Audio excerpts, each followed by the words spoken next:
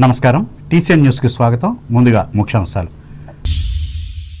దివ్యాంగుల సమస్యల పరిష్కారానికి ప్రతి నెల 3వ శుక్రవారం ప్రత్యేక గ్రీవెన్స్ డే ఏర్పాటు వెల్లడించిన పశ్చిమ గోదావరి జిల్లా కలెక్టర్ నాగరాణి. సద్వినియోగం చేసుకోవాలని హితవు. భీమవరం మావుళ్ళమ్మ అమ్మవారి మూలవిరాట్ దర్శనానికి అనుమతినిచ్చిన అధికారులు. దర్శించి పూజలు చేసుకున్న ఎమ్మెల్యే పులపర్తి. ఉత్తమ సేవలకు ఉత్తమ అవార్డులను అందుకున్న ఇరగవరం మండలం రేలంగి సొసైటీ హర్షం వ్యక్తం చేసిన తణుకు ఎమ్మెల్యే ఆరిమిల్లి. నెత్తురోడుతున్న పాత ఉభయ గోదావరి జిల్లాల రోడ్డులు చర్యలు తీసుకోవాలని కోరుతున్న ప్రజలు తక్షణమే వైద్య సహాయం పొందాలని సూచించిన Tanuku Nimmagadda hospital neuro surgeon Sai Srikrishna. చదువుతో పాటు ఆటలు కూడా ముఖ్యమే తాడేపల్లిగూడెంలో పేర్కొన్న ఎమ్మెల్యే బులిశెట్టి. కార్యాలయాల చుట్టూ తిరగకుండానే సమస్యల పరిష్కారానికి దోహదపడుతున్న రెవెన్యూ క్లినిక్ సేవలు వినియోగించుకోవాలని తూర్పుగోదావరి జిల్లా ప్రజలకు విజ్ఞప్తి చేసిన జిల్లా కలెక్టర్ చేకూరి. నియోజకవర్గంలో అన్ని రకాల సదుపాయాలను కల్పించేందుకు కృషి చేస్తున్న వెల్లడించిన కొవ్వూరు ఎమ్మెల్యే ముప్పిడి. విశ్వవ్యాప్తం కాబోతున్న వాడపల్లి వెంకటేశ్వర స్వామి ఆలయ వైభవం ప్రకటించిన అమలాపురం ఎంపీ హరీష్ మాధుర్, కొత్తపేట ఎమ్మెల్యే సత్యానందరావు. జగ్గన తోటలో జనవరి 16న నిర్వహించే ప్రభల తీర్థాన్ని ఘనంగా నిర్వహించేందుకు సహకరించాలి అధికారులను ఆదేశించిన అంబేద్కర్ కోనసీమ జిల్లా కలెక్టర్ మహేష్ కుమార్. ద్వారకా తిరుమల ముక్కోటి ఏకాదశి ఏర్పాట్లను పరిశీలించిన గోపాలపురం ఎమ్మెల్యే మద్దిపాటి. అధికారులకు సూచనలు, సలహాలు. దివ్యాంగుల సమస్యల పరిష్కారానికి ప్రతి నెల 3వ శుక్రవారం ప్రత్యేక గ్రీవెన్స్ డే ఏర్పాటుకు చర్యలు తీసుకున్నట్లు జిల్లా కలెక్టర్ చదలవాడ నాగరాణి తెలిపారు. పశ్చిమ గోదావరి జిల్లా కేంద్రమైన భీమవరం కలెక్టరేట్లో సోమవారం నిర్వహించిన ప్రజా సమస్యల పరిష్కార వేదిక కార్యక్రమంలో ఆమె పాల్గొని మాట్లాడారు. పీజీఆర్ఎస్ మాదిరిగానే ఈ కార్యక్రమాన్ని భీమవరం కలెక్టరేట్లో నిర్వహిస్తామన్నారు. దివ్యాంగులంతా దీన్ని సద్వినియోగం చేసుకోవాలని కోరారు. ఈ కార్యక్రమంలో జిల్లా joint collector T Rahul Kumar Reddy, DRO B Sivanarayana Reddy, వీధి శాఖల జిల్లా అధికారులు పాల్గొన్నారు.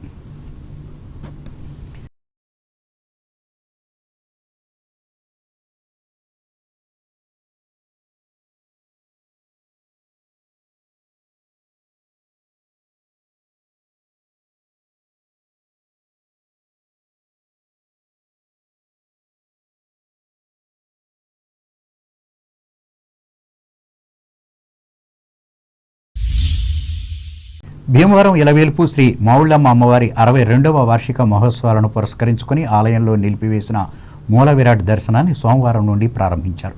ఈ సందర్భంగా స్థానిక ఎమ్మెల్యే పులపర్తి రామాంజనేయులు అమ్మవారిని దర్శించుకుని ప్రత్యేక పూజలు చేశారు.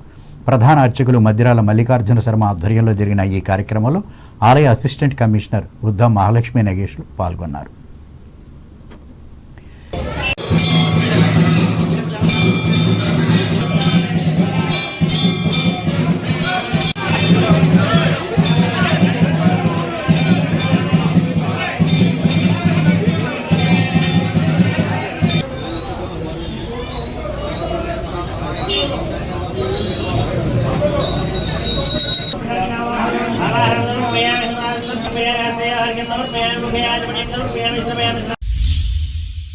ఇరగవరం మండలం రేలంగి సొసైటీ అందిస్తున్న ఉత్తమ సేవలకు గాను రాష్ట్ర స్థాయి అవార్డు లభించడం పట్ల తణుకు ఎమ్మెల్యే ఆరిమిల్లి రాధాకృష్ణ సోమవారం హర్షం వ్యక్తం చేశారు.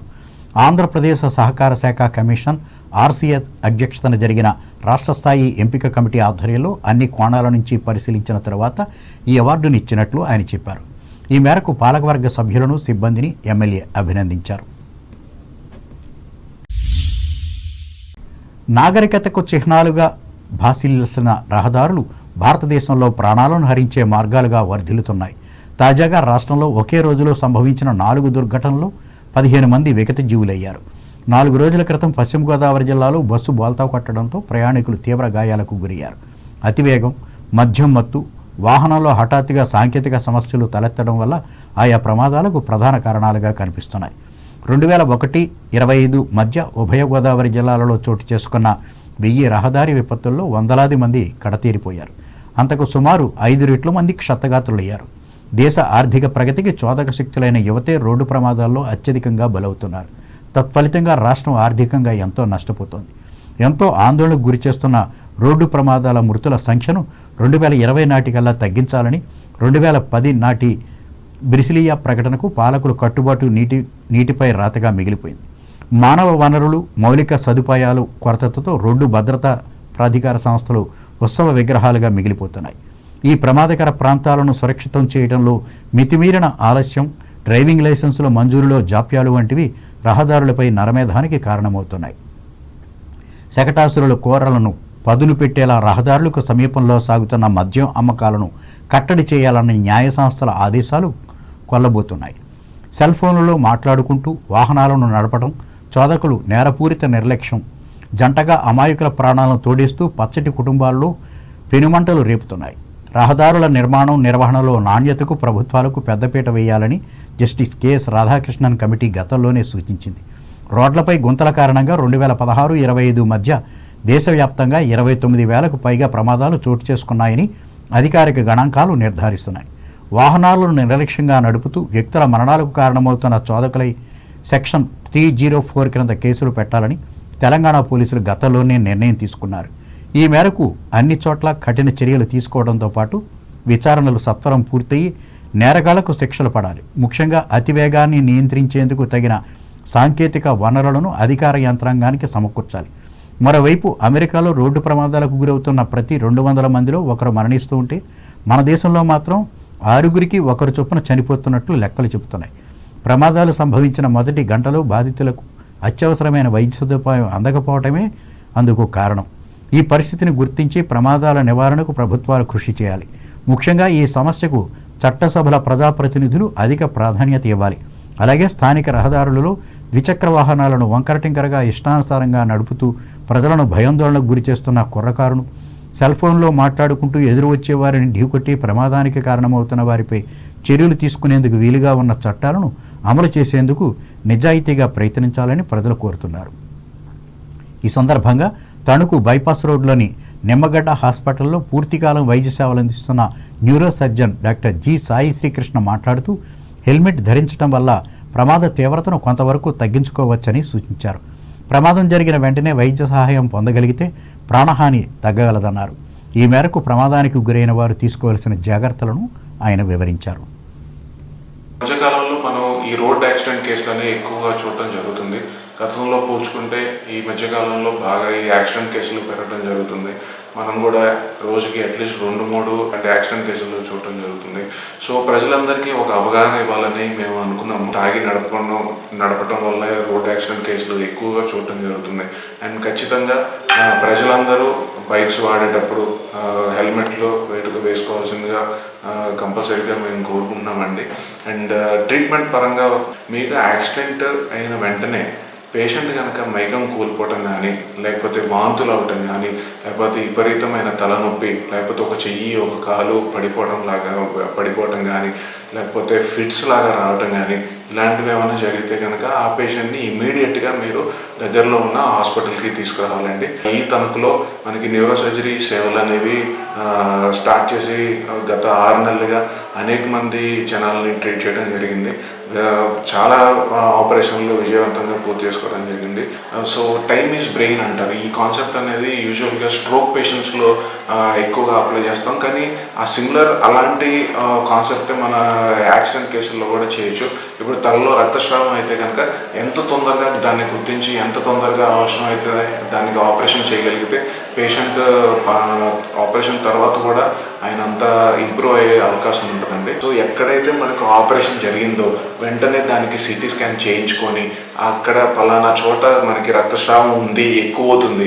రక్తస్రావం అవ్వటం వల్ల ఏమవుతుందంటే ఒక పక్క రక్తస్రావం అవుతే అటు పక్క మొత్తం మెదడంతా నొక్కేస్తూ ఉంటుంది. దానివల్లే మనకి మార్పులు ఈ సిమ్టమ్స్ అన్నీ వస్తాయి అన్నమాట. సో వెంటనే దాన్ని గుర్తించి వెంటనే ఆపరేషన్ చేసి ఆ రక్తస్రావాన్ని బయటికి తీసుకెళ్తే ఎంత తొందరగా చేయగలిగితే పేషెంట్ అంత తొందరగా బయటికి రావడం జరుగుతుంది. సో గోల్డెన్ అవర్ అంటారు. ఆ టైంలో కనుక పేషెంట్ని తొందరగా హాస్పిటల్కి తీసుకురాగలిగితే కనుక సకాలంలో వైద్యం చేయగలిగితే కనుక పేషెంట్ చాలా బెటర్గా ఉంటారు అవుట్కమ్. సో అందరూ జాగ్రత్తలు పాటించండి. తణుకు శివారు తేతలి వై జంక్షన్లో ఏర్పాటు చేసిన ఫ్లెక్సీ వ్యవహారంలో మాజీ మంత్రి కారుమూరి వెంకటనాగేశ్వరరావుతో పాటు వైఎస్ఆర్ కాంగ్రెస్ పార్టీ ముఖ్య నాయకులపై కేసులను బనాయించడం సరైంది కాదని ఈ పార్టీ పట్టణ అధ్యక్షులు మారిశెట్టి శేషగిరి, నాయకులు పెనుమత్స సుబ్బరాజు, వెలగల సాయిబాబారెడ్డి, వి సీతారాములు పేర్కొన్నారు. ఈ మేరకు సోమవారం ఏర్పాటు చేసిన మీడియా సమావేశంలో వారు పాల్గొని మాట్లాడారు. తక్షణమే ఈ కేసులన్నిటినీ ఎత్తివేయాలని డిమాండ్ చేశారు. పశ్చిమ గోదావరి జిల్లా నరసాపురం మండలం తాను దత్తత తీసుకున్న గ్రామాన్ని అద్భుతంగా అభివృద్ధి చేస్తున్న కేంద్ర ఆర్థిక శాఖ మంత్రి నిర్మలా సీతారామన్ ఎంతోమందికి ఆదర్శంగా నిలిచారని బీజేపీ తణుకు శాఖ అధ్యక్షులు బొల్లాడ నాగరాజు సోమవారం మీడియాతో మాట్లాడుతూ పేర్కొన్నారు. దీనివల్ల అభివృద్ధిలో వెనుకబడిన గ్రామాలు ప్రగతి పథంలో దూసుకు వెళ్లే అవకాశం వస్తుందని ఆయన అన్నారు. దత్తత తీసుకున్న పీఎం లంక గ్రామం అభివృద్ధిలో ముందు వరుసలో ఉండే అవకాశం వచ్చిందని ఆయన చెప్పారు. ముఖ్యంగా నిర్మలా సీతారామన్కు మన జిల్లా పట్ల అభిమానం ఉండటం ఆనందంగా ఉందని నాగరాజు తెలిపారు. చదువుతో పాటు ఆటలు ముఖ్యమేనని తాడేపల్లిగూడెం ఎమ్మెల్యే బొలిశెట్టి శ్రీనివాస్ అన్నారు. ఉమ్మడి పశ్చిమ గోదావరి జిల్లా 28వ inter polytechnic games and sports మీట్ను సోమవారం ఆయన ప్రారంభించి మాట్లాడారు. ఏపీ ఎన్ఐటికి ఎదురుగా గల ప్రభుత్వ పాలిటెక్నిక్ కళాశాల గ్రౌండ్స్లో 2 రోజుల పాటు ఈ పోటీలు జరుగుతాయి. 12 పాలిటెక్నిక్ కళాశాలల నుంచి 550 మంది విద్యార్థులు హాజరవుతున్నారు. 9 గేమ్స్, 13 స్పోర్ట్స్, ఇలా మొత్తం 22 ఈవెంట్స్ నిర్వహిస్తారు. GPT principal D Phanindra Prasad పర్యవేక్షణలో ఏర్పాట్లు జరిగాయి. ఇక్కడ గెలుపొందిన వారు వచ్చే ఏడాది జనవరి 28 నుంచి 30 వరకు తిరుపతిలో జరిగే రాష్ట్ర స్థాయి పోటీలలో పాల్గొంటారు.